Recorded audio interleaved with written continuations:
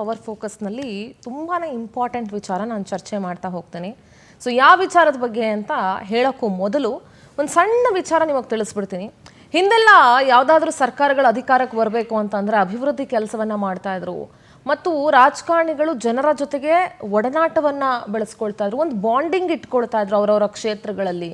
So ಇದೆಲ್ಲವೂ ಇತ್ತು. ಹಾಗಾಗಿ ಸಜ್ಜನ ರಾಜಕಾರಣಿಗಳಿರ್ತಾ ಇದ್ರು. ಜನ ಕೂಡ ಅವರ ಒಂದು ಕ್ಯಾಂಪೇನ್ ಟೈಮಲ್ಲಿ ಏನೇನೆಲ್ಲ ಹೇಳ್ತಾರೆ ಅದಕ್ಕೆ ಜನ ಕೂಡ ಕನ್ವಿನ್ಸ್ ಆಗ್ತಾ ಇದ್ರು. ಸೊ ಇದೆಲ್ಲವೂ ಕೂಡ ನಡೀತಾ ಇತ್ತು. ಆದರೆ ಬರ್ತಾ ಬರ್ತಾ ಬರ್ತಾ ಬರ್ತಾ ನಮ್ಮ ಎಲೆಕ್ಷನ್ ಸಿಸ್ಟಮ್, ಚುನಾವಣೆಗಳು ಯಾವ ರೀತಿ ಆಗೋಗಿದೆ ಅಂತ ಹೇಳಿದ್ರೆ, ಈಗ ಅಫಿಷಿಯಲ್ ಆಗಿ ಜನರಿಗೆ ಲಂಚ ಕೊಡೋಕ್ಕೆ ರಾಜಕೀಯ ಪಕ್ಷಗಳು ನಿಂತ್ಕೊಂಡು ಬಿಟ್ಟಿದ್ದಾವೆ. ಯಾವ ಲಂಚದ ಬಗ್ಗೆ ಮಾತನಾಡ್ತಾ ಇದ್ದೀನಿ ಅಂತ ಹೇಳಿದ್ರೆ, ಗ್ಯಾರಂಟಿ ಅನ್ನುವಂತಹ ಲಂಚಗಳ ಬಗ್ಗೆ ನಾನು ಮಾತಾಡ್ತಾ ಇದ್ದೀನಿ. ಇದು ನಾಟ್ ಓನ್ಲಿ ಕಾಂಗ್ರೆಸ್ ಸರ್ಕಾರಕ್ಕೆ ಮಾತ್ರ ಅಲ್ಲ, BJP ಕೂಡ ಹಲವು ರಾಜ್ಯಗಳಲ್ಲಿ ಫ್ರೀ ಬೀಸ್ಗಳನ್ನು ಅನೌನ್ಸ್ ಮಾಡಿನೇ ಅಧಿಕಾರಕ್ಕೆ ಬಂದಿರೋದು. ಇನಿಷಿಯಲ್ ಡೇಸ್ ಅಲ್ಲಿ ಕಾಂಗ್ರೆಸ್ ಸರ್ಕಾರದ ಗ್ಯಾರಂಟಿಗಳ ವಿರುದ್ಧ ಮೋದಿ ಆ್ಯಂಡ್ ಟೀಮ್ ಬ್ಲೇಮ್ ಮಾಡ್ತಾ ಇದ್ರು, ಎಲ್ಲ ಕಡೆ ರಾರಾಜಿಸ್ತಾ ಇದ್ರು, ಕಿರ್ಚಾಡ್ತಿದ್ರು, ಕೂಗಾಡ್ತಿದ್ರು, ಎಲ್ಲ ಹೇಳ್ತಾ ಇದ್ರು. ಆದರೆ ತದನಂತರ ಮೋದಿ ಆ್ಯಂಡ್ ಟೀಮೇ ಆ ಫ್ರೀ ಬೀಸ್ಗಳನ್ನು ಫಾಲೋ ಮಾಡೋ ಮಟ್ಟಕ್ಕೆ ಬಂದ್ಬಿಟ್ರು.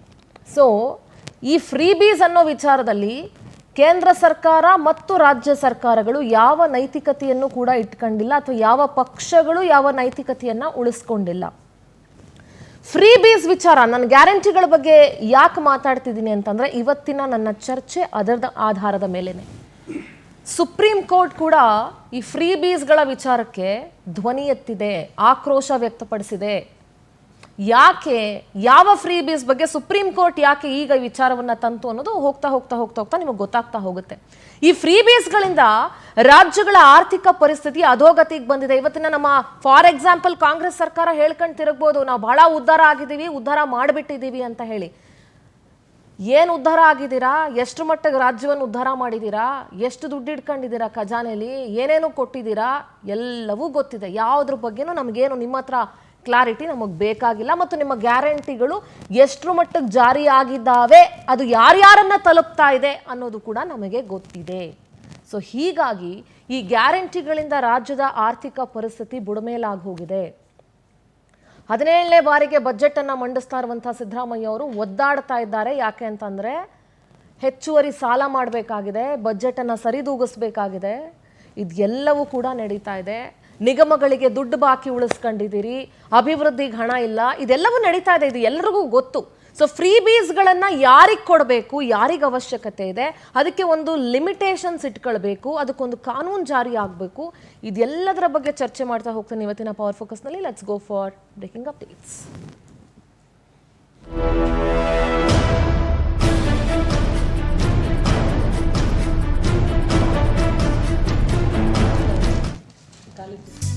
ಫ್ರೀ ಬೀಸ್, ಅದರಲ್ಲಿ ಫ್ರೀ ಬಸ್, ರಾಜ್ಯಾದ್ಯಂತ ಮಹಿಳೆಯರ ಪುಕ್ಕಟ್ಟೆ ಸಂಚಾರ, ಉಚಿತ ಪ್ರಯಾಣಕ್ಕೆ ಬಸ್ಗಳೆಲ್ಲ ರಶ್ಶು. ಒಂದಷ್ಟು ಜನ ಶಾಲಾ ಮಕ್ಕಳು, ಕಾಲೇಜ್ ಸ್ಟೂಡೆಂಟ್ಸ್ ಎಲ್ಲ ಗಲಾಟೆ ಮಾಡಿದ್ರು, ಫ್ರೀ ಬಸ್ ಕೊಟ್ಟಿರೋದ್ರಿಂದ ನಮಗೆ ಬಸ್ಸೇ ಸಿಗ್ತಾ ಇಲ್ಲ ಅಂತ.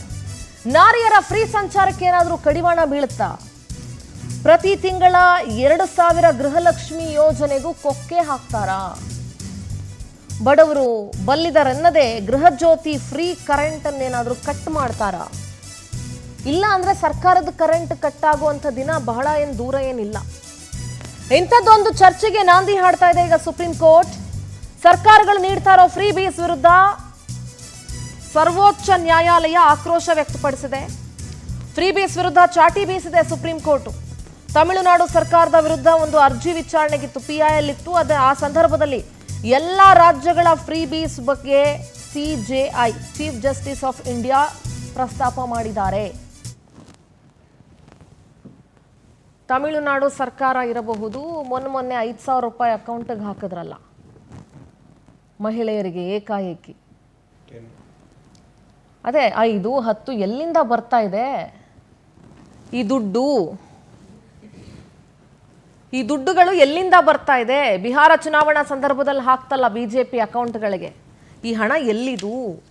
ಯಾವ ಫ್ರೀ ಬೀಸಿಂದ ಯಾರನ್ನು ಉದ್ಧಾರ ಮಾಡಕ್ಕೆ ಹೊರಟಿದ್ದೀರಿ? ಹಾಗಾದರೆ ಸುಪ್ರೀಂ ಕೋರ್ಟ್ ಏನಂತ ತರಾಟೆ ತಗೊಂಡಿದೆ? ಒಂದೊಂದಾಗಿ ನೋಡ್ತಾ ಹೋಗೋಣ. ಸರ್ಕಾರದಲ್ಲಿ ಹೆಚ್ಚುವರಿ ಹಣ ಇದ್ದರೆ ಅದನ್ನು ಅಭಿವೃದ್ಧಿಗೆ ಬಳಸ್ರಪ್ಪ. ಜನರಿಗೆ ಅನುಕೂಲ ಆಗೋ ರಸ್ತೆ ಮಾಡಿ, ಆಸ್ಪತ್ರೆ ಡೆವಲಪ್ ಮಾಡಿ, ಇದನ್ನೆಲ್ಲ ಮಾಡಿ. ಸರ್ವರ ಶೈಕ್ಷಣಿಕ ಉನ್ನತಿಗಾಗಿ ಹೆಚ್ಚಿನ ಹಣವನ್ನು ವಿನಿಯೋಗ ಮಾಡಿ. ನಮ್ಮ ದೇಶದಲ್ಲಿ ಆಗದೆ ಇರೋದು ಅದು ಒಂದೇ, ಹೆಲ್ತ್ ಆ್ಯಂಡ್ ಎಜುಕೇಷನ್ ಸೆಕ್ಟರ್ಗೆ ನಾವು ಹಣ ವಿನಿಯೋಗ ಮಾಡೋದಕ್ಕೆ ಕಂಜೂಸ್ಗಳ ಥರ ಯೋಚನೆ ಮಾಡ್ತೀವಿ. ತೆರಿಗೆ ಹಣ ಈ ರೀತಿ ಉಚಿತ ಉಡುಗೊರೆ ಮೂಲಕ ನೀಡೋದು ಎಷ್ಟು ಮಟ್ಟಕ್ಕೆ ಸರಿ? ಜನರ ಜೀವನ ಮಟ್ಟವನ್ನು ನೀವು ಯಾವ ರೀತಿ ಪತ್ತೆ ಹಚ್ತೀರಿ? Exactly, that is even my question also. ಒಂದು ವರ್ಗದ ಜನರ ಓಲೈಕೆ ಅಲ್ಲದೆ ಮತ್ತೇನೂ ಅಲ್ಲ ಇದು. ಹೌದು, ಇದು 100% ನಿಜ. ಯಾವುದೋ ಒಂದು ವರ್ಗವನ್ನು ಓಲೈಕೆ ಮಾಡೋದಕ್ಕೆ ನೀವು ಉಳಿದವ್ರನ್ನೆಲ್ಲ ಬಲಿ ಕೊಡ್ತಾ ಇದ್ದೀರಿ. ಇದರಿಂದ ದೇಶದ ಆರ್ಥಿಕತೆ ಹಂತ ಹಂತವಾಗಿ ಸಂಕಷ್ಟಕ್ಕೆ ಸಿಲುಕುತ್ತೆ. ಇದರಲ್ಲಿ ಎರಡು ಮಾತೇ ಇಲ್ಲ.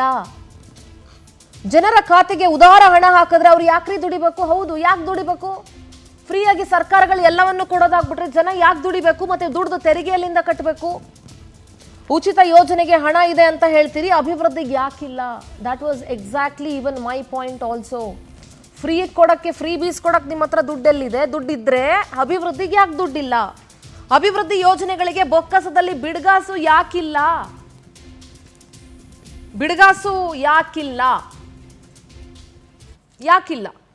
ಇಲ್ಲ, ನಾವು ಡೆವಲಪ್ ಮಾಡಿದೀವಿ ಅಂತ ನೀವು ಹೇಳೋದಾದ್ರೆ ನಿಮ್ಮ ಸ್ವಪಕ್ಷದ ಶಾಸಕರುಗಳು, ಸಚಿವರುಗಳು ಯಾಕೆ ಪತ್ರಗಳು ಬರಿತಾ ಇದ್ರು? ಯಾಕೆ ಬಹಿರಂಗವಾಗಿ ಸ್ಟೇಟ್ಮೆಂಟ್ಗಳು ಕೊಡ್ತಾ ಇದ್ರು ಅಭಿವೃದ್ಧಿಗೆ ದುಡ್ಡಿಲ್ಲ ಅಂತ? ದೇಶಾದ್ಯಂತ ಹೆಚ್ಚುತ್ತಾ ಇರೋ ಫ್ರೀ ಬೇಸ್ಗೆ ಸುಪ್ರೀಂ ಪೀಠ ಅಸಮಾಧಾನ ವ್ಯಕ್ತಪಡಿಸಿದೆ. ತಮಿಳುನಾಡಿನಲ್ಲಿ ಸರ್ವರಿಗೂ ಉಚಿತ ವಿದ್ಯುತ್ ಯೋಜನೆ ಜಾರಿ. ಓ ಮೈ ಗಾಡ್! 2 ತಿಂಗಳಿಗೆ 100 ಯೂನಿಟ್ ಉಚಿತ ವಿದ್ಯುತ್ ಸೇರಿ ಹಲವು ಯೋಜನೆಗಳನ್ನು ಘೋಷಿಸಲಾಗಿದೆ. ಈ ಬಗ್ಗೆ ಸಲ್ಲಿಕೆ ಆಗಿರುವ ಅರ್ಜಿ ವಿಚಾರಣೆಯನ್ನ ನ್ಯಾಯಪೀಠ ನಡೆಸಿತು. ಸಿಜೆಐ ಸೂರ್ಯಕಾಂತ್, ನ್ಯಾಯಮೂರ್ತಿ ಜಾಯ್ಮಾಲಾ ಬಾಗ್ಜಿ, ನ್ಯಾಯಮೂರ್ತಿ ವಿಪುಲ್ ಪಾಂಚೋಲಿ ಅವರ ತ್ರಿಸದಸ್ಯ ಪೀಠದಲ್ಲಿ ಈ ಅರ್ಜಿ ವಿಚಾರಣೆಗೆ ಬರುತ್ತೆ. ಅರ್ಜಿ ವಿಚಾರಣೆಗೆ ಬಂದಾಗ ನ್ಯಾಯಪೀಠ ಥೂಚಿ ಅಂತ ತರಾಟೆಗೆ ತಗೊಳುತ್ತೆ. ಏನ್ ಮಾಡಕ್ ಹೊರಟಿದ್ದೀರಿ ನೀವು? ದೇಶದ ಆರ್ಥಿಕತೆಯನ್ನ, ಜನರ ಜೀವನವನ್ನ ಯಾವ ಮಟ್ಟಕ್ಕೆ ಕುಸಿಯೋದಕ್ಕೆ ಹೊರಟಿದ್ದೀರಿ ನೀವು? ಜನರನ್ನ ನಿರುದ್ಯೋಗಿಗಳನ್ನಾಗಿ ಮನೇಲೆ ಪರ್ಮನೆಂಟ್ ಆಗಿ ಕೂರಿಸ್ಬೇಕು ಅಂತ ನೀವು ಮಾಡ್ಕೊಂಡಿದ್ದೀರಾ ಅಂತ ಹೇಳಿ ತ್ರಿಸದಸ್ಯ ಪೀಠ ತರಾಟೆಗೆ ತಗೊಳುತ್ತೆ. ಎಲ್ಲ ರಾಜ್ಯಗಳ ಉಚಿತ ಯೋಜನೆಗಳ ಬಗ್ಗೆ ಸುಪ್ರೀಂ ಪೀಠ ಪ್ರಸ್ತಾಪಿಸುತ್ತೆ. ತಮಿಳುನಾಡು ಮತ್ತು ಕೇಂದ್ರ ಸರ್ಕಾರಕ್ಕೂ ಸುಪ್ರೀಂ ನೋಟಿಸ್ ಅನ್ನ ಜಾರಿ ಮಾಡಿದೆ. ಎಷ್ಟು ಪ್ರಶ್ನೆಗಳಿದಾವೆ ನೋಡಿ. ಅಫ್ಕೋರ್ಸ್ ಒಂದು ರಾಜ್ಯದ ಒಂದಷ್ಟು ಡೆವಲಪ್ಮೆಂಟ್ ಆಗಬೇಕು ಅಂತಂದ್ರೆ ಫ್ರೀ ಬೀಸ್ಗಳು ಬೇಡವೇ ಬೇಡ ಅಂತ ನಾನು ಹೇಳ್ತಾ ಇಲ್ಲ. ಮತ್ತೊಮ್ಮೆ ಹೇಳ್ತಾ ಇದ್ದೀನಿ, ಬೇಡ ಅಂತ ನಾನು ಹೇಳ್ತಿಲ್ಲ. ಆದರೆ ಯಾವುದರಲ್ಲಿ ಫ್ರೀ ಬೀಸ್ ಕೊಡಬೇಕು, ಎಷ್ಟು ಕೊಡಬೇಕು, ಅದಕ್ಕೆ ಮಾನದಂಡಗಳೇನು? ಸಿದ್ದರಾಮಯ್ಯ ಅವ್ರು ಹೇಳ್ದಂಗೆ ಕಾಕಾ ಪಾಟೀಲ್ ನಿನಗೂ ಫ್ರೀ, ಅವ್ರಿಗೂ ಫ್ರೀ, ಇವ್ರ ಹೆಂಡ್ತಿಗೂ ಫ್ರೀ, ಅವ್ರ ಹೆಂಡ್ತಿಗೂ ಫ್ರೀ. What is this? ಏನಕ್ಕೆ ಫ್ರೀ ಬೇಕ್ರಿ? ದುಡ್ಕೊಂಡು ತಿನ್ನೋರಿಗೆ ಫ್ರೀ ಹಾಕಬೇಕು. ಇದ್ರ ಬಗ್ಗೆ ಕಂಪ್ಲೀಟ್ ಆಗಿ ನಾನು ಚರ್ಚೆ ಮಾಡ್ತಾ ಹೋಗ್ತೀನಿ. ನಮ್ಮ ಜೊತೆಗೆ ಚರ್ಚೆಯಲ್ಲಿ ಹಿರಿಯ ಪತ್ರಕರ್ತರಾಗಿರುವಂತಹ ಬಿ ವಿ ಶಿವಶಂಕರ್ ಸರ್ ಇದ್ದಾರೆ. ಸರ್ ನಮಸ್ತೆ, ಕಾರ್ಯಕ್ರಮಕ್ಕೆ ಸ್ವಾಗತ. ಆಫ್ಟರ್ ಲಾಂಗ್ ಟೈಮ್ ಸರ್, ಹೇಗಿದ್ದೀರಿ?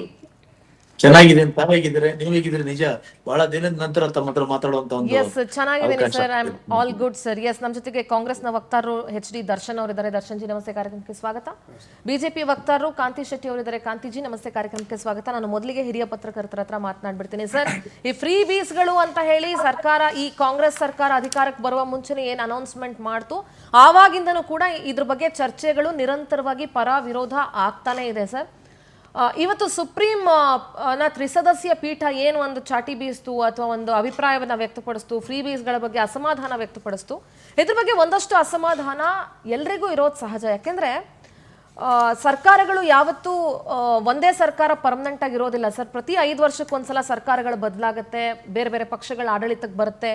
ಹೀಗೆಲ್ಲ ಆದಾಗ ಯಾವುದೋ ಒಂದು ಸರ್ಕಾರ ಫ್ರೀ ಬೀನ ಕೊಟ್ಬಿಟ್ಟಿದೆ ಅಂತ ಹೇಳಿದ್ರೆ 5 ವರ್ಷ ಜನ ಇದಕ್ಕೆ ಅಡ್ಜಸ್ಟ್ ಆಗೋಗ್ತಾರೆ. ನೆಕ್ಸ್ಟ್ 5 ವರ್ಷ ಇನ್ನೊಂದು ಸರ್ಕಾರ ಇನ್ನೊಂದು ಫ್ರೀ ಬಿ ಕೊಡಬಹುದು, ಇಲ್ಲ ಒಂದು ಫ್ರೀ ಬಿನ ಕಟ್ ಮಾಡಬಹುದು, ಇಲ್ಲ ತೆಗೆದು ಹಾಕ್ಬಿಡ್ಬೋದು. ಜನ ದುಡಿಮೆಯ ಬದುಕಿಗೆ ಹೊಂದಿಕೊಳ್ಳುವಂಥ ಅಭ್ಯಾಸನೇ ಹೊಟ್ಟೋಗ್ಬಿಡುತ್ತೆ. ಒಂದು, ಎಲ್ಲದಕ್ಕಿಂತ ಹೆಚ್ಚಾಗಿ ರಾಜ್ಯಗಳ ಎಕಾನಮಿ ಮೇಲೆ ಎಷ್ಟರ ಮಟ್ಟಿಗೆ ನೆಗೆಟಿವ್ ಇಂಪ್ಯಾಕ್ಟ್ ಅನ್ನ ಇದು ಮಾಡುತ್ತೆ. ಅಭಿವೃದ್ಧಿ ಹಣವನ್ನೆಲ್ಲ ಫ್ರೀ ಬೀಸ್ಗಳಿಗೆ ಕೊಡ್ತಾ ಹೋದ್ರೆ ಡೆವಲಪ್ಮೆಂಟ್ಗಳಾಗಲ್ಲ. The most important health and education sector basically develop ಆಗಬೇಕಾಗಿರೋದು ಡೆವಲಪ್ ಆಗಲ್ಲ. ಫ್ರೀ ಬಿಗಳನ್ನು ಕೊಡೋಕ್ಕಿಂತ ಬದಲಾಗಿ ಇವರು ಸರ್ಕಾರಿ ಶಾಲೆಗಳನ್ನ ಮೇಲ್ದರ್ಜೆಗೆ ಏರಿಸ್ಬಿಟ್ಟಿದ್ರೆ ಒಳ್ಳೆಯ ಉತ್ತಮ ಎಜುಕೇಶನ್ ಆದರೂ ಕೊಡಬಹುದಾಗಿತ್ತು. ಇದರ ಬಗ್ಗೆ ನಿಮ್ಮ ಮೊದಲ ರಿಯಾಕ್ಷನ್ ಏನು ಸರ್? ಸಿಂಧೂರ್ ಅವರೇ, ಇದು ಈ ಗ್ಯಾರಂಟಿ ಸ್ಕೀಮ್ಗಳ ಬಗ್ಗೆ ಸಾಕಷ್ಟು ಚರ್ಚೆಗಳಾಗಿದ್ದೀವಿ. ನಾವು ನೀವು ಕೂಡ ಸಾಕಷ್ಟು ಸಾರಿ ಮಾತಾಡಿದ್ದೀವಿ. ಯಾವಾಗ ಇವರು 2023 ಎಲೆಕ್ಷನ್ ಸಮಯದಲ್ಲಿ ಗ್ಯಾರಂಟಿ ಸ್ಕೀಮ್ ಅನ್ನು ಅನೌನ್ಸ್ ಮಾಡಿದ್ರು ಕಾಂಗ್ರೆಸ್ನವರು, ಅವತ್ತಿನಿಂದ ಇವತ್ತು ಇದ್ರ ಬಗ್ಗೆ ಚರ್ಚೆ ನಡೀತಾನೆ ಇದೆ. ಇದರಲ್ಲಿ ಒಂದು ವಿಷಯ ಏನು ಅಂತಂದ್ರೆ, ಇದನ್ನ ಫ್ರೀ ಬೀಸ್ ಅಂತ ಕರಿತಾ ಇದ್ದಾರೆ. ಇದೊಂದು ರೀತಿ ಬಿಟ್ಟಿ ಭಾಗ್ಯ ಅಂತ. ಮೊದಲನೇದಾಗಿ ಅದು ಫ್ರೀ ಬೀಸ್ ಅಲ್ಲ. ಯಾಕೆಂತಂದ್ರೆ ಫ್ರೀ ಬೀಸ್ ಅಂತಂದ್ರೆ ಫ್ರೀ ಆಗಿ ಕೊಡೋದಂದ್ರೆ ಸರ್ಕಾರ ಅಥವಾ ಸರ್ಕಾರ ನಡೆಸೋರು ತಮ್ಮ ಜೇಬಿಂದ ಏನು ಅಥವಾ ಅವ್ರ ಮನೆ ದುಡ್ಡಿಂದ ತಗೊಂಡ್ ಬಂದು ನಮ್ಗೇನು ದುಡ್ಡು ಕೊಡ್ತಾ ಇಲ್ಲ. ಅದು ಫ್ರೀ ಬಿ ಅಲ್ಲ, ಇದು ಉಚಿತ ಅಲ್ಲ, ಇದು ಬಿಟ್ಟಿ ಅಲ್ಲ. ಯಾಕೆ ಅಂತಂದ್ರೆ ಜನ ಕಟ್ಟಿರುವಂತ ತೆರಿಗೆ ಹಣ, ಜನ ತೆರಿಗೆಯನ್ನ ಕಟ್ತಾ ಇದ್ದಾರೆ. ಅದು ಪರೋಕ್ಷ ತೆರಿಗೆ ಮತ್ತು ನೇರ ತೆರಿಗೆ ಎರಡನ್ನೂ ಕೂಡ. ಈಗ GST, ಅದರಲ್ಲೂ ಕೂಡ GST ಪರೋಕ್ಷ ತೆರಿಗೆ, ಅದು ಶ್ರೀಮಂತ ಬಡವ ಎಲ್ಲಾನು, ಅವನೊಂದು ಬಿಡಿ ಸಿಗರೆಟ್ ಇಂದ ಹಿಡ್ಕೊಂಡು ಅಥವಾ ಅವ್ನ ಟೂತ್ ಬ್ರಷ್ ತಗೊಂಡ್ರು ಕೂಡ ಅವ್ನು GST ಕಟ್ಬಿಡ್ಬೇಕಾಗುತ್ತೆ. ಆ GST ಹಣ ಸರ್ಕಾರಕ್ಕೆ ಹೋಗ್ತಾ ಇದೆ. ಇನ್ ರಿಟರ್ನ್ ಸರ್ಕಾರದಿಂದ ಇಷ್ಟೆಲ್ಲ ಇವ್ರು ಏನಂತಂದ್ರೆ GST ಮತ್ತೆ ಏನಂದ್ರೆ ಇನ್ಕಮ್ ಟ್ಯಾಕ್ಸ್, ಇದು ಏನು sales tax on petrol diesel, ಆಮೇಲೆ ಏನು ಮೋಟಾರ್ ವೆಹಿಕಲ್ ಟ್ಯಾಕ್ಸ್, ಆಮೇಲೆ ಏನು ಸ್ಟ್ಯಾಂಪ್ಸ್ ಅಂಡ್ ರಿಜಿಸ್ಟ್ರೇಷನ್, ಅಂದ್ರೆ ನೀವೇನಾದ್ರೂ ಆಸ್ತಿ ನೋಂದಣಿ ಮಾಡ್ಬೇಕಾದ್ರೆ ಅದಕ್ಕೆ ಡ್ಯೂಟಿ ಕಟ್ತೀರಾ. ಇಷ್ಟೆಲ್ಲ ನಾವು ತೆರಿಗೆ ಆದ್ಮೇಲೆ ರೋಡ್ ಅನ್ನು ಉಪಯೋಗಿಸ್ಬೇಕಾಗಿದ್ರೆ ಟೋಲ್ ಕಟ್ತೀವಿ, ಆಮೇಲೆ ಸೆಸ್ ಇದೆ. ಇಷ್ಟೆಲ್ಲ ಆದ್ಮೇಲೆ ಸರ್ಕಾರ ಇಷ್ಟೆಲ್ಲ ದುಡ್ಡು ತಗೊಂಡ್ಮೇಲೆ ಇನ್ ರಿಟರ್ನ್ ಇದು ಜನಗಳಿಗೆ ಏನ್ ಕೊಡ್ತಾರೆ ಅಂತ ಅನ್ನುವಾಗ, ಈ ಪ್ರತಿಯೊಂದನ್ನು ನೀರ್ ಕುಡಿಬೇಕಾಗಿದ್ರೆ ನೀವು ಯೂಸರ್ ಚಾರ್ಜ್ ಕೊಡ್ಬೇಕು, ಮನೆಗ್ ಬಂದು ಲೈಟ್ ಹಾಕೊಳ್ಬೇಕಾಗಿದ್ರೆ ನೀವು ಏನು ಎಲೆಕ್ಟ್ರಿಸಿಟಿ ಚಾರ್ಜ್ ಕೊಡ್ಬೇಕಾಗಿತ್ತು, ಇದೆಲ್ಲ ಇದೆ. ಸೊ ಹಾಗಾಗಿ ಇನ್ ರಿಟರ್ನ್ ನೀವು ಎಜುಕೇಶನ್ ಆಗ್ಬೋದು, ಹೆಲ್ತ್ ಆಗ್ಬೋದು, ಈ ತರದ್ ಏನಾದ್ರು ವೆಲ್ಫೇರ್ ಸ್ಕೀಮ್ಸ್ ಅಥವಾ ಸೋಷಿಯಲ್ ಸೆಕ್ಯೂರಿಟಿ ಸ್ಕೀಮ್ಗೆ ಸರ್ಕಾರ ಹಣವನ್ನ ವಿನಿಯೋಗಿಸ್ಬೇಕು. ಸೊ ಈ ತರ ಕಲ್ಯಾಣ ಕಾರ್ಯಕ್ರಮಗಳು ಅಂದ್ರೆ ವೆಲ್ಫೇರ್ ಸ್ಕೀಮ್ಸ್ಗೆ ನಾವು ಹಣವನ್ನ ವಿನಿಯೋಗಿಸ್ತೀವಿ, ಇದಕ್ಕೆ ಗ್ಯಾರಂಟಿ ಕೊಡ್ತೀವಿ ಅನ್ನೋ ಕಾರಣಕ್ಕೆ ಇದು ಗ್ಯಾರಂಟಿ ಸ್ಕೀಮ್ ಆಯ್ತು ಅಂತ ಅನ್ಕೊಳ್ಳೋಣ. ಇದು ನಿಜ. ಅದರಲ್ಲೂ ಕೂಡ ಈ ಗೃಹಲಕ್ಷ್ಮಿ ಇದಕ್ಕೆ 2,000 ಕೊಡುವಂಥದ್ದು, ಆಮೇಲೆ ಶಕ್ತಿ ಸ್ಕೀಮ್ ಅಲ್ಲಿ ಹೆಣ್ಮಕ್ಳಿಗೆ ಇದು ಏನು ಫ್ರೀ ಬಸ್, ಇದೆಲ್ಲವೂ ಏನಂತಂದ್ರೆ ಇದನ್ನ ಎಕನಾಮಿಕ್ ಟರ್ಮ್ ಅಲ್ಲಿ basic income universal income scheme ಅಂತ. Yes, correct. ಇದು ಬಹಳ ಒಳ್ಳೇದು. ಏನಂತಂದ್ರೆ ಈಗ ಬಡವರು ಬಡತನದಿಂದ ನಲುಗ್ತಾ ಇರುವಂತವರಿಗೆ ಒಂದು ಇನ್ಕಮ್ ಅಸಿಸ್ಟೆನ್ಸ್ ಕೊಡುವಂಥದ್ದು. It makes economic sense. ಆದರೆ ಇದಿಷ್ಟಕ್ಕೆ ಸೀಮಿತವಾಗಿದ್ರೆ ನಾವು ಸಂತೋಷ ಪಡಬಹುದಾಗಿತ್ತು. ಈ ತರ ಸ್ಕೀಮ್ಸ್ ಅನ್ನ, ಈ ತರ ಗ್ಯಾರಂಟಿ ಸ್ಕೀಮ್ಸ್ ಅನ್ನ, ಈ ತರದ ವೆಲ್ಫೇರ್ ಸ್ಕೀಮ್ಸ್ ಅನ್ನ ಎಲೆಕ್ಷನ್ ಟೈಮ್ ಅಲ್ಲೇ ತಗೊಂಡ್ ಬಂದು ಅನೌನ್ಸ್ ಮಾಡಿ ಅದನ್ನ ಎಲೆಕ್ಷನ್ ಅಸ್ತ್ರವಾಗಿ ಉಪಯೋಗಿಸೋದಿದೆಯಲ್ಲ, ಇದು ಡೈರೆಕ್ಟ್ ಲಂಚ ಸರ್. ಅದು ಇಲ್ಲಿ ಪ್ರಶ್ನಿಸಬೇಕಾಗಿರೋದು ಅದು. ಇದು ಈಗ ಕಾಂಗ್ರೆಸ್ನವ್ರು ಮಾಡ್ತಾ ಇದ್ದಾರೆ ಅಂತ ಹೇಳಿ ಈಗ ಬಿಜೆಪಿ ಅವ್ರು ಹೇಳ್ತಾರೆ. ಬಿಜೆಪಿ ಅವ್ರನ್ನ ನಾವು ಇಲ್ಲಿ ಬಿಟ್ಬಿಡಕ್ಕಾಗಲ್ಲ. ಯಾಕೆಂತಂದ್ರೆ ಬಿಜೆಪಿ ಅವರು ಇಷ್ಟೆಲ್ಲ ಗ್ಯಾರಂಟಿ ಸ್ಕೀಮ್ ಅನ್ನ ಏನು ಕ್ರಿಟಿಸೈಸ್ ಮಾಡುವಂತವ್ರು, ಅಲ್ಲಿ ಏನು ಲಡ್ಕಿ ಬಹಿನ್ ಅನ್ನುವಂಥದ್ದು, ಮತ್ತೇನಂತಂದ್ರೆ ಲಕ್ಪತಿ ಬೆಹನ್ ಅನ್ನುವಂಥದ್ದು, ಇದೆಲ್ಲ ಮಾಡಿ. ಸಾರಿ ಇಂಟರಪ್ಟ್ ಮಾಡ್ತಾ ಇದ್ದೀನಿ. ಬಿಜೆಪಿ ಆಗ್ಲಿ ಕಾಂಗ್ರೆಸ್ ಆಗ್ಲಿ, they have got no ethics to ಏನೋ ಒಬ್ರಿಗೊಬ್ರು ಈ ವಿಚಾರದಲ್ಲಿ ಯಾರನ್ನೂ ಹೇಳೋಂಗೆ ಇಲ್ಲ. ಇಬ್ರು ಪಾಲುದಾರರೇ ಅದರಲ್ಲಿ. ಅದಕ್ಕೆ ಇವರಿಬ್ರು ಕೂಡ ಎರಡೂ ಕೂಡ ಒಂದೇ ತರದ ಪೊಲಿಟಿಕಲ್ ಪಾರ್ಟಿ. ಅಂದ್ರೆ ಅದಕ್ಕೆ ನಾನು ಯಾವಾಗ್ಲೂ ಹೇಳೋದು ಇದಂದ್ರೆ ಇವರಿಬ್ರು ಬಿಜೆಪಿ ಆಗ್ಲಿ ಕಾಂಗ್ರೆಸ್ ಆಗ್ಲಿ ಒಂದೇ ನಾಣ್ಯದ ಎರಡು ಮುಖಗಳು. ಅಂದ್ರೆ ಎಲೆಕ್ಷನ್ ಇದನ್ನ ಏನೋ ಬಡತನದ ನಿವಾರಣೆಗೋಸ್ಕರ ನಾವು ಮಾಡ್ತೀವಿ ಅಂತ ಹೇಳ್ತಾರಲ್ಲ, ಇದು ಗ್ಯಾರಂಟಿ ಕಾರ್ಡ್ ಅನ್ನೋದು ಎಲೆಕ್ಷನ್ ಟ್ರಂಪ್ ಕಾರ್ಡ್ ಆಗುತ್ತಲ್ಲ, ಅದನ್ನ ನಾವು ಯೂಸ್ ಮಾಡ್ಬೇಕು, ಅದನ್ನ ನಾವು ಅಬ್ಜೆಕ್ಷನ್ ಮಾಡ್ಬೇಕಾಗಿದೆ. ಈಗ ಎರಡನೇ ಇದೇನಂತಂದ್ರೆ, ಆಯ್ತು ಅದನ್ನ ಎಲೆಕ್ಷನ್ಗೂ ನೀವು ಬಳಸ್ಕೊಳ್ಳಿ, ಏನ್ ತೊಂದರೆ ಇಲ್ಲ. ಯಾಕೆಂತಂದ್ರೆ ಎಲೆಕ್ಷನ್ಗೆ ಈಗ ಅಂತಂದ್ರೆ ನೀವು ಪವರ್ ಬಂದ್ರೆ ಒಳ್ಳೆ ಕೆಲಸ ಮಾಡಬಹುದು. ಒಳ್ಳೆ ಕೆಲಸ ಮಾಡ್ಬೇಕಾದ್ರೆ ಪವರ್ ಇರ್ಬೇಕು. ಅದಕ್ಕೋಸ್ಕರ ಒಂದು ಎಲೆಕ್ಷನ್ಗೆ ನೀವು ಸ್ಟ್ರಾಟಜಿ ಮಾಡ್ಕೊಳ್ಳಿ. ಆದ್ರೆ ಅದು ಜಸ್ಟಿಫಿಕೇಶನ್ ಯಾವಾಗ ಆಗ್ತಾ ಇತ್ತು ಅಂತಂದ್ರೆ, ಎಸ್ಪೆಷಲಿ ಕರ್ನಾಟಕದಲ್ಲಿ ನೀವು ಈ ತರ ಗ್ಯಾರಂಟಿ ಸ್ಕೀಮ್ಸ್ ಮಾಡದ್ಮೇಲೆ ನಿಮ್ಗೆ ಅಭಿವೃದ್ಧಿಗೆ ಹಣ ಇದೆ, ನಾವು ಅಭಿವೃದ್ಧಿಯನ್ನು ಕೂಡ ಎನ್ಶೂರ್ ಮಾಡ್ತಾ ಇದ್ದೀವಿ ಅಂತಂದ್ರೆ ಅವಾಗ ಜಸ್ಟಿಫೈಡ್.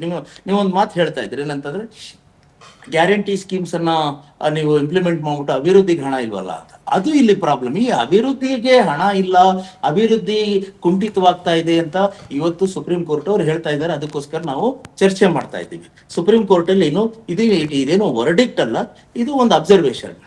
ಅದಕ್ಕೋಸ್ಕರ ಚರ್ಚೆ ಮಾಡ್ತಾ ಇದ್ವಿ. ಈಗ ಸುಪ್ರೀಂ ಕೋರ್ಟ್ ಅವ್ರು ಹೇಳೋದಲ್ಲ, ನೀವ್ ಹೇಳೋದಲ್ಲ, ನಾನು ಹೇಳೋದಲ್ಲ. ಇಲ್ಲಿ ಆಡಳಿತ ಪಕ್ಷದ ಕಾಂಗ್ರೆಸ್ ಶಾಸಕರೇನೆ ಅಪಸ್ವರ ಎತ್ತಿ, ನೋಡಿ ಇದು ನಾವು ಗ್ಯಾರಂಟಿ ಸ್ಕೀಮ್ಸ್ ಅನ್ನ ಮಾಡ್ತಾ ಇದ್ದೀವಿ, ಆದ್ರೆ ಇದರ ಕಾರಣದಿಂದ ನಮ್ಮ ಕ್ಷೇತ್ರಗಳಲ್ಲಿ ಅಭಿವೃದ್ಧಿ ಆಗ್ತಾ ಇಲ್ಲ ಅನ್ನೋದನ್ನ ಇದು ಮುಖ್ಯಮಂತ್ರಿಗಳಾಗ್ಲಿ ಆಡಳಿತ ನಡೆಸೋರಾಗ್ಲಿ ಇದನ್ನು ಸೀರಿಯಸ್ ಆಗಿ ತಗೊಳ್ಬೇಕಾಗುತ್ತಲ್ವಾ? ಡೆಫಿನೆಟ್ಲಿ ಸರ್, ಡೆಫಿನೆಟ್ಲಿ ತಗೋಬೇಕು. ಅದನ್ನ ಇವಾಗ ಯಾಕಂತಂದ್ರೆ ಅವ್ರ ಶಾಸಕರಿಗೆ ಅವರೇ ಉತ್ತರ ಕೊಡ್ಲಿ. ಹಾಗಾಗಿ ಇದನ್ನ ನೋಡುವಾಗ ಎರಡನೇದು ಏನಂತಂದ್ರೆ, ಇವತ್ತು ಸುಪ್ರೀಂ ಕೋರ್ಟ್ ಹೇಳಿರೋದು, ನಾವು ಹೇಳ್ತಾ ಇರೋದು ಅದೇನೆ. ಈಗ ಬಡವರನ್ನ ಬಡತನ ನಿವಾರಣೆ ಸ್ಕೀಮ್ ಅನ್ನೋದು ಬಡವರಿಗಾಗಿ ಇರ್ಬೇಕು. ಈಗ ಗೃಹಲಕ್ಷ್ಮಿ ತಗೊಳ್ಳಿ, ನೀವು ಎಲ್ಲ ಬಡವರಿಗೆ ಕೊಡ್ತಾ ಇದ್ದೀರಾ ಅಂತಂದ್ರೆ there is no survey about it. ಅಂದ್ರೆ ಎಲ್ಲಾರು ಕೂಡ, ನಮ್ಗೆ ಹಲವಾರು ಇನ್ಸ್ಟೆನ್ಸಸ್ ಇದೆ, 2 ಕಾರ್ ಇಟ್ಕೊಂಡಿರುವಂತವ್ರು ಡಾಕ್ಟರ್ ಕೆಲಸ ಮಾಡ್ತಾ ಇರುವಂತ ಮಹಿಳೆ ತಗೊಳ್ತಾ ಇದ್ದಾರೆ ಹೌದು ಸರ್, 2,000 ರೂಪಾಯಿ. ಸೊ ಆಮೇಲೆ ಜೊತೆಗೆ ದಿನೇಶ್ ಗುಳಿಗೌಡ್ರು ಅವರು ಕಾಂಗ್ರೆಸ್ MLC ಮೊನ್ನೆ ಒಂದು CM ಗೆ ಒಂದು ಲೆಟರ್ ಬರೆದ್ರು. ಏನಂತಂದ್ರೆ, ನಿಮ್ ಗೃಹಲಕ್ಷ್ಮಿನಲ್ಲಿ ಏನು ಹಣ ಕೊಡ್ತಾ ಇದ್ದೀರಾ, ಅದು ಸತ್ತವರು ಅಂದ್ರೆ ಡಿಸೀಸ್ಡ್ ಬೆನಿಫಿಷಿಯರೀಸ್ ಸುಮಾರು 1,75,000 ಜನಕ್ಕೆ ಅಕೌಂಟ್ಗೆ ಹಣ ಹೋಗಿದೆ. ಹೌದು ಅದಕ್ಕೆ ಹೊಣೆ ಯಾರು? ಸರ್, ಫೆಬ್ರವರಿ ಮಾರ್ಚ್ ದುಡ್ಡೇ ಹಾಕಿಲ್ಲ ಸರ್. ಎರಡನೇದು ಫೆಬ್ರವರಿ, ಅದಕ್ಕೆ ಬರ್ತಾ ಇದ್ದೆ ನಾನು. ಇವಾಗ ಇವರು ಲಾಸ್ಟ್ ಟೈಮ್ ಬೆಳಗಾವಿ ಸೆಷನ್ ಅಲ್ಲಿ ನಾವೆಲ್ಲ ಇದ್ದಾಗ ಇವರು ಮಹೇಶ್ ತೆಂಗಿನಕಾಯಿ ಅವರು ಒಂದು ವಿಷಯ ಹೇಳಿದ್ರು. ಅಂದ್ರೆ ಫೆಬ್ರವರಿ ಮತ್ತೆ ಮಾರ್ಚ್ದು 2,000 ಅಂದ್ರೆ 5,350 ಕೋಟಿಯಷ್ಟು ದುಡ್ಡು ಎಲ್ಲಿ ಹೋಯ್ತು ಅಂತಾನೆ ಗೊತ್ತಾಗ್ತಾ ಇಲ್ಲ. ಮೊದಲನೇದು ಅಂದ್ರೆ, ಈಗ ನೀವು ಬಡವರಿಗೆ ಬಡತನ ನಿವಾರಣೆ ಸ್ಕೀಮ್ ಅನ್ನೋದು ಬಡವರಿಗೆ ಟಾರ್ಗೆಟ್ ಆಗಿದ್ರೆ ಓಕೆ. ಬಟ್ ಈ ತರ ದುಂದು ವೆಚ್ಚ ಮಾಡ್ಕೊಂಡು ಇವಾಗ ನೀವು ಅಷ್ಟೆಲ್ಲ ಮಾಡ್ಕೊಂಡು ನಾವು ಅಭಿವೃದ್ಧಿಯನ್ನ ನಾವು ಎನ್ಶೂರ್ ಮಾಡ್ತಾ ಇದೀವಿ ಅಂದ್ರೆ ಅವಾಗ್ಲೂ ಓಕೆ ಇರ್ತಾ ಇತ್ತು. ಇವಾಗ ಏನಾಗಿದೆ ಗೊತ್ತಾ, ಮಾರ್ಚ್ 6ನೇ ತಾರೀಕು ಬಜೆಟ್ ಬರ್ತಾ ಇದೆ. ಇಲ್ಲಿ ನಮ್ಗೆ ಕಾಣಿಸ್ತಾ ಇರೋದು ಈಗ ಈ ಪ್ರಸ್ತುತ ವರ್ಷದ ಬಜೆಟ್ ನ ಗಾತ್ರ 4,09,000 ಕೋಟಿ. ಈಗ ಏನಾಗ್ತಾ ಇದೆ ಗೊತ್ತಾ, ಅದನ್ನ ಡೌನ್ವರ್ಡ್ ರಿವೈಸ್ ಮಾಡ್ತಾ ಇದ್ದಾರೆ. ಟೋಟಲ್ ಬಜೆಟ್ ಗಾತ್ರವನ್ನ 4,03,95,000 ಇಳಿಸ್ತಾ ಇದ್ದಾರೆ. ಯಾಕೆಂತಂದ್ರೆ ನಮ್ಗೆ ಇನ್ಕಮ್ಸ್ ಅಷ್ಟು ಬರ್ಲಿಲ್ಲ, ಅಂದ್ರೆ ರೆವಿನ್ಯೂ ಬರ್ಲಿಲ್ಲ, ಅಂದ್ರೆ ಇದು GST ರೇಟ್ ರ್ಯಾಷನಲೈಸೇಷನ್ ಆಗೋಯ್ತು. ಈಗ ಕೇಂದ್ರ ಸರ್ಕಾರದ್ದು ಹಾಗೆ ಆಯ್ತು. 50,60,000 ಕೋಟಿ ಇದ್ದದ್ದ ಬಜೆಟ್ ಗಾತ್ರ 49,000ಕ್ಕೆ ಇಳಿಸಿದ್ರು, 49 ಲಕ್ಷಕ್ಕೆ ಇಳಿಸಿದ್ರು. ಇದ್ರ ಅರ್ಥ ಏನಂತಂದ್ರೆ, ಬಜೆಟ್ ಗಾತ್ರ ಇಳಿತು ಅಂದ್ರೆ ಕ್ಯಾಪಿಟಲ್ ಎಕ್ಸ್ಪೆಂಡಿಚರ್ ಕಮ್ಮಿ ಆಗುತ್ತೆ. ಕ್ಯಾಪಿಟಲ್ ಎಕ್ಸ್ಪೆಂಡಿಚರ್ ಕಮ್ಮಿ ಆಯ್ತು ಅಂದ್ರೆ ಅಭಿವೃದ್ಧಿಗೆ ಹಣ ಇಲ್ಲ ಅಂತ. ಇಂಥ ಸಂದರ್ಭದಲ್ಲಿ ಈಗ ಇಂಥದ್ದು ಬೇಕಾ? ಹೊಟ್ಟೆಗೆ ಹಿಟ್ಟಿಲ್ಲದೆ ಇರುವಾಗ ಜುಟ್ಟಿಗೆ ಮಲ್ಲಿಗೆ ಹೂವ ಬೇಕಾ? ಅದು ಆ ಮಲ್ಲಿಗೆ ಹೂವನ ಗ್ಯಾರಂಟಿ ಸ್ಕೀಮ್ ಅನ್ನು ನೀವು ಎಲೆಕ್ಷನ್ ಗೆ ಬಳಸ್ತಾ ಇದ್ದೀರಲ್ಲ. ಸ್ಮಾಲ್ ಬ್ರೇಕ್ ತಗೊಳ್ತೀನಿ.